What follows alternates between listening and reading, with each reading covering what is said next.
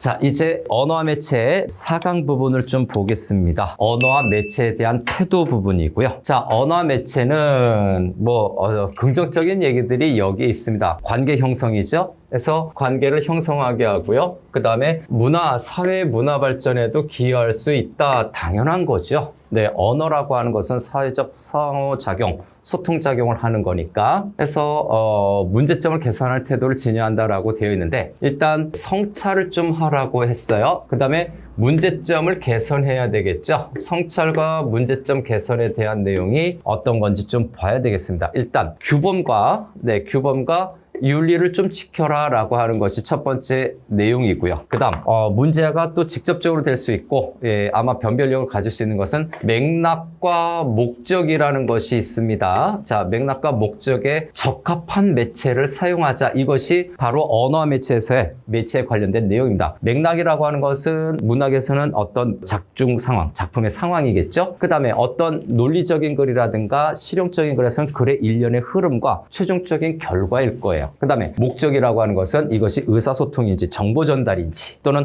어떤 심미적인 어떤 가치를 깨닫게 하는 건지 등등의 어떤 목적이 있을 거예요. 앞에서 살펴봤던 내용이고요. 그래서 지금 중점 포커스를 두는 것은 여기 조심해야 되죠. 뉴 미디어를 통한 언어 생활이라고 얘기했죠. 결국 언어와 매체에서 중점을 두는 부분은 과거의 전통적인 매체가 아니라 전통적인 매체는 비교의 어떤 근거로 삼는 정도 뉴 미디어의 특성을 주로 물어볼 것이다 라는 것을 어렵지 않게 알 수 있습니다. 그래서 특성은 뭡니까? 뉴미디어는 직접 마주치지 않아요. 비대면성이라고 얘기하죠. 우리 비대면 시대를 좀 몇 년 살았죠. 마주하지 않고는 비대면성이라고 얘기할 수 있습니다.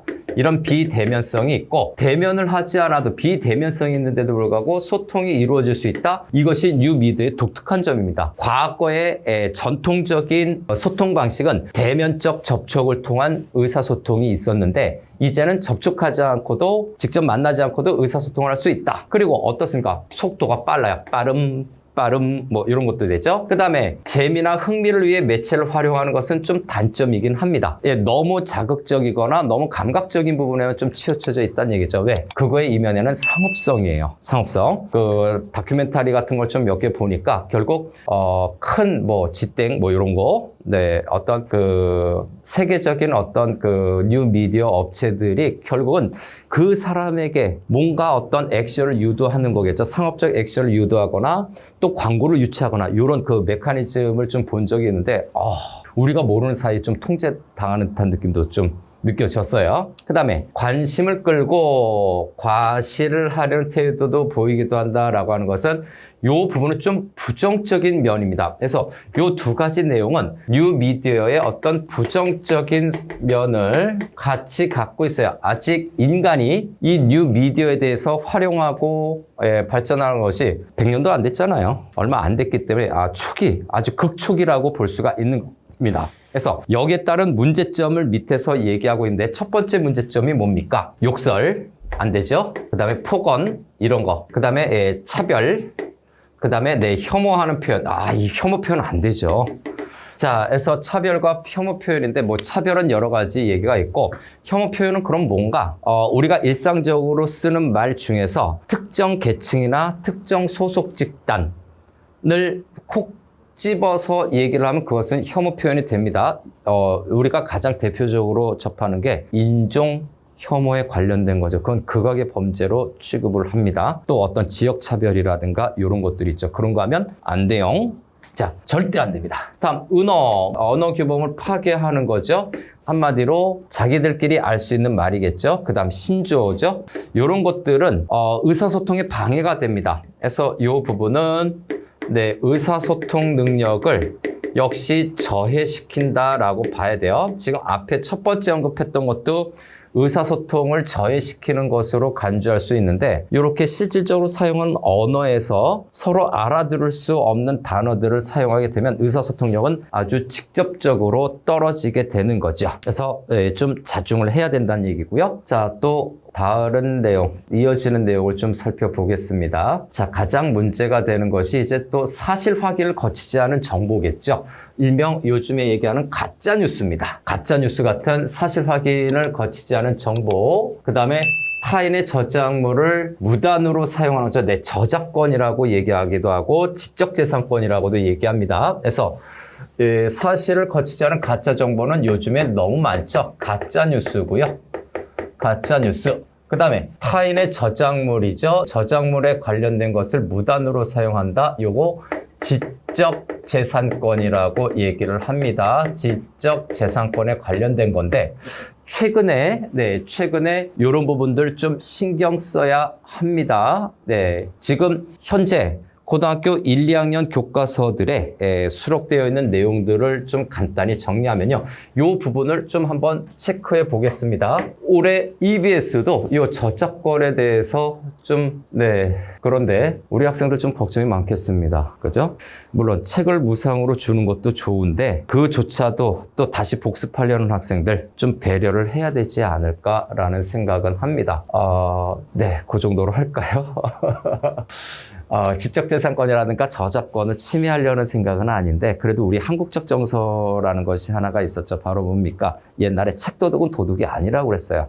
공부를 통해서 그 한 명이 일개 개인이 절대적인 다수를 이롭게 만들 수도 있는 거거든요. 그렇게 해서 교육을 통해서 키워낸다면 이걸 또 굳이 경제적으로 상업적으로 좀 얘기하자면 투자라고 생각해도 돼요. 이 내용을 학생들이 많이 알아서 우리 사회를 이롭게 할 수 있다면 초기 단계에서 이 사용권을 좀 널리 주는 게 낫지 않나? 라는 생각입니다. 네, 사용권을 좀 자유롭게 주면 그걸 좀 퍼뜨릴 수 있잖아요. 그죠? 네, 그런 생각입니다. EBS가 왜 유명해졌을까요? 뭐 공영방송이라서 아니고요. 널리 퍼뜨릴 수 있었기 때문에 EBS가 강했었던 거죠. 다른 출판사는 그렇게 널리 퍼뜨리려고 과감한 시도를 한 적이 없다라고 생각을 해요. 그런데 EBS는 뭐 선생님이나 학생들이나 가릴 거 없이 저렴한 가격에 책을 널리 자유롭게 쓸 수 있게 해줬던 것. 그것이 오늘날의 EBS가 있었던 것 같아요. 그런데 이렇게 걸어 잠그겠다라고 하면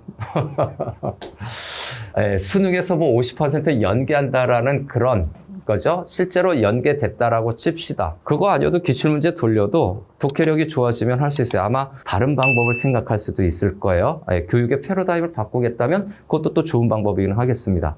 지금 나도 이 얘기를 하고 있지만 아마 다른 방법을 생각하게 될 것 같아요. 수능이라는 것이 꼭 EBS에서 아둥바둥 매달려서 한다? 학생들이 체감하는 그 EBS 연계율은 문학작품 한두 개밖에 없어요. 그것도 뭐 지나치게 어려운 것도 아니고 그거 차라리 과감하게 버리고 다른 방식이 있을 수 있거든요. 그동안 여러 선생님이나 여러 학생들이 그 연계율 뭐 70% 이런 것 때문에 속고 대대적인 그 방송에 속아서 그런 거지 실제로 기출문제 열심히 하고 자신이 꾸준하게 어떠한 교재들 선택을 해서 공부를 하면 수능은 EBS 연계 교재를 안 해도 성적 낼 수 있어요. 까놓고 얘기하면. 그죠? 네. 그런데 그런 어떤 그 이타적인 또 호혜적인 부분이 사라진다면 EBS도 결국 일반 상업적인 출판사 아닐까요? 저작권을 무시한다라는 건 아닌데 그걸 지킬 수 있는 선에서 지켜달라고 이야기를 하고 계도를 하면 충분히 우리 국민들 의식이 높아졌기 때문에 분명히 따를 거예요. 그리고 분명히 거기에 대해서 감사할 줄도 알고요. 그런데 갑자기 고마워지지가 않게 되는 거죠.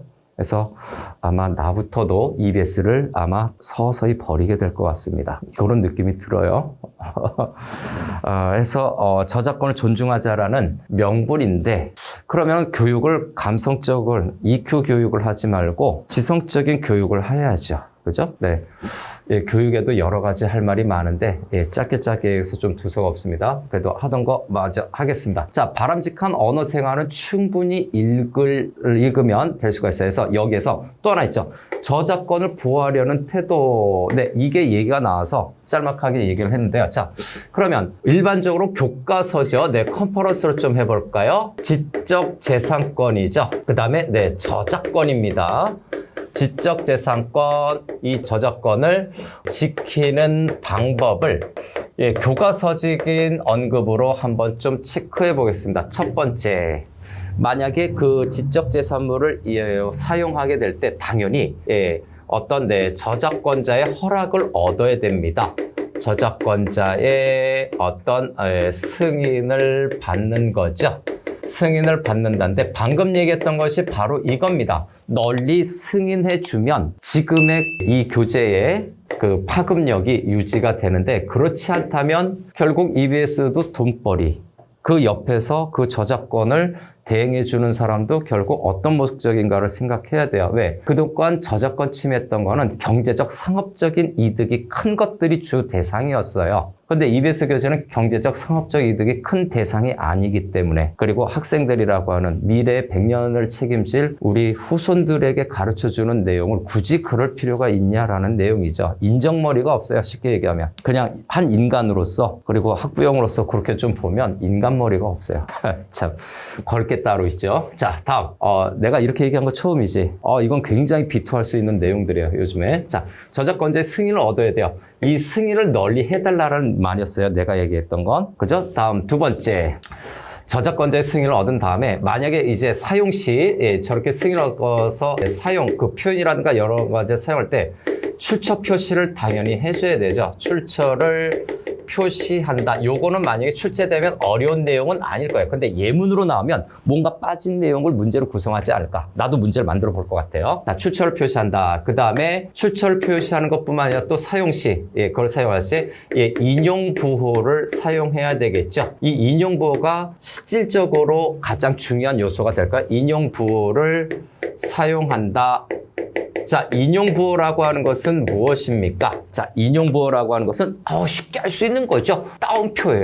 그죠? 네, 따옴표를 사용하면 됩니다. 큰 따옴표, 작은 따옴표 있죠? 주로 큰 따옴표를 사용하시면 됩니다. 네, 따옴표를 사용하면 지적재산권을 어느 정도 좀 존중해 주는 거죠. 그 다음에 네 번째.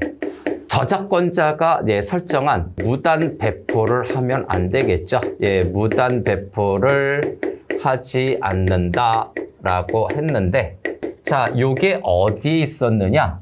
네, 출판사는 얘기하지 않겠습니다만 고1 교과서에 하다 보니까 이런 내용들이 있네요. 이미 어리다면 어릴 수 있는 고1 교과서에서도 이런 내용들이 있어요. 다만 학교에서 수업을 안 하고 안 가르치는 것뿐이었어요. 자, 근데 이런 부분들도 한번 확대해서 교육을 하면 저작권 문제가 상당히 줄어들어요. 사실 현장에서 저작권에 대해서 이렇게까지 설명 안 하거든요. 그죠? 문제 가끔 가다 나와도 그냥 쓱 지나가듯이 나오는데 한번 심각성을 갖고 꾸준히 하고 문제도 한번 출제해보세요. 수능에서 이거 문제 한번 출제해보세요. 저작권에 대해서 학생들 다 알게 돼요. 차라리 문제를 내자고 하지. 그죠? 그럼 바뀔 수 있는 건데, 그죠? 돈으로 환산하는 게 좀 괘씸하긴 하더라고요. 그래서 이렇게 됩니다. 자, 다음에 두 번째, 현대사에서 언어 매체화하는 두 번째 부분으로 가죠. 그래서 문화 발전에 참여하는 태도예요.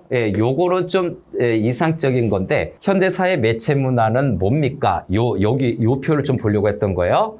누구나, everybody, 누구나 정보의 수용자이면서 생산자가 동시에 되는 거죠. 이 두 가지가 동시에 가능합니다. 네, 동시성이라고 할게요. 이 정보를 접하는 사람이 수용자이기도 하지만 동시에 생산자도 되는 거죠. 매체를 활용한 의사소통의 비도의 영역을 당연히 알아야. 그래서 이런 것들이 결국 어떻게 된다? 다양한 문화를 형성하는 토대로 작용하는데 바로 이 동시성이 다양한 문화를 형성하는 겁니다. 저작권자의, 창작자의 고통 존중합니다. 마땅히 존중해야 돼요. 그죠? 특히 재산 가치가 크고 상업적 가치가 큰 지적재산권은 더욱더 철저하게 보호해야 되는 건 맞습니다. 네, 그래서 잘 보호해야 되죠. 상업적으로 따져서 좀 미안한데 아까 얘기했던 거의 연장선상이에요. 그렇게 상업적 이 추구성이 좀 적다면 후회성을 좀 넓혀달라. 몇 번이고 얘기하는 거죠? 좀 화가 나서 그렇습니다, 그건. 다음, 태도로 좀 넘어가 보자. 그래서 맥락과 목적에 적합한 매체 언어를 사용하자라고 얘기하는 거죠. 맥락과 목적, 즉 주제의식에 맞지 않는 매체를 사용하거나 거기에 관련된 언어 표현을 한다는 건 말이 안 되는 거죠. 어린아이들에게 아름다운 자연을 느끼게 해주고 싶다면 시각적인 자료와 음향을 들려주면 되겠어요. 근데 그거를 나처럼 이런 굵은 목소리로 얘기하면 애들이 느낄까? 뭐예요? 지루해요? 모르겠어요? 이렇게 되지 않을까요? 자, 그죠? 그겁니다. 네, 이런 부분이 있고요. 나머지는 뻔한 얘기이기 때문에 이 정도의 내용을 좀 알고 있으면 된다.